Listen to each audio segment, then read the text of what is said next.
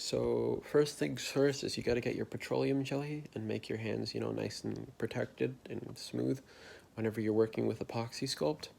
So part A, part B, I'll set the B on the floor, and then I'll grab my India ink. This is just some Speedball waterproof ink that I buy in bulk. I pour some ink on the desk. That's probably a bit much ink. You're probably not going to need that much. But yeah, so I sit there, I kind of roll it around and then squeeze it out flat, and then kind of do like a Damascus steel style where you put the texture in, then you fold it over, and then you put the texture or you put the ink in and fold it over, and you just repeat that process until it's got plenty of ink in there. So I spend a while doing that, and then I don't really need any more ink. I'm kind of satisfied with the texture, so I'll clean it up. Obviously, clean is, a generous term. I don't really take care of my desk all that much, although I do love my desk. So yeah, here. So the orange that I originally started with is just the color, and then the part B, which was that gray stuff that I just put in, that causes the chemical reaction that causes it to cure. And so one of the things that I came to terms with here was that I kind of didn't like that color. It's kind of a cool greenish brown, sort of like vomit, and I really didn't like that. So I wanted to take some red, and hopefully the red would kind of, warm up that brown and give it a nicer color, something that would be more, I don't know, appetizing. Look, this is what I got. I'm a lot happier with that. It's kind of like a chocolate brown. Just amazing, isn't it? Although don't eat it. Yeah. So after this, I just kind of try and mix it around, make sure that it's well mixed, that it's going to cure, relatively quickly, so that I don't have to work on it for 6 hours straight. Yeah.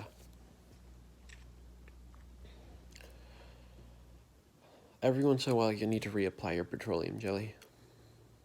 So that's what I'm doing here.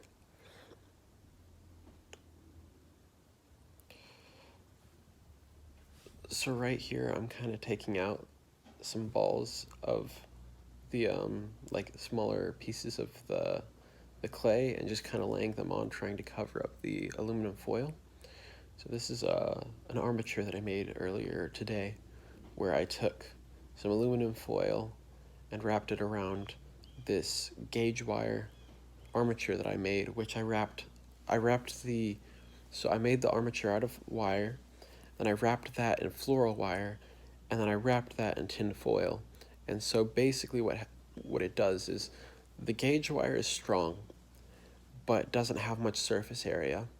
Wrapping the gauge wire in the floral wire gives it more surface area, and then wrapping the floral wire and gauge wire in aluminum foil bulks it up and gives it some volume, so that I don't have to, use as much clay, and the clay is kind of expensive. I mean, you could do this all from clay, like it could be clay all on the inside, but you'd run out of clay really quick. Like I can take a tiny ball of clay like this and use half of it to finish a sculpt like this, and then the other half I'll use later. You'll see that.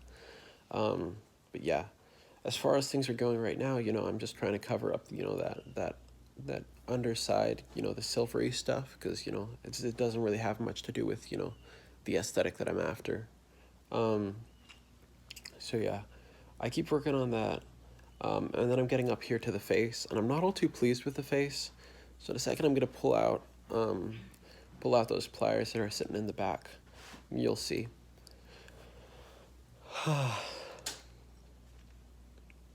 Yeah. So here it is. I decided that I wanted to add some eye sockets, and so I thought, hey, I'm gonna pinch the front side of the face, and then I'm gonna have some eye sockets, which I can cover first, and you'll see.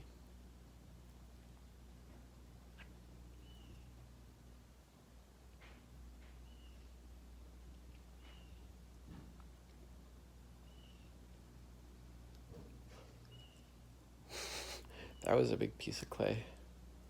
I think I'm bulking up the back side of the head a little bit more than I would have liked, but oh well. Yeah, so here what I'm doing is I'm trying to get like this zygomatic, which is kind of like your cheekbone. So it goes under the eye socket, and it's really important on a lot of, your your dogs, your cats, like they have really, really prominent zygomatic bones. They're not super thick, but they stick out pretty far. And so I'm trying to kind of get something like that on this creature here. So I finished that, and now I'm moving on to the back. So 3 features that I'm after. One, I just want those hulking shoulders. I want it to look like he's big and muscular and like he's got a lot of arms and that he's got a big upper body.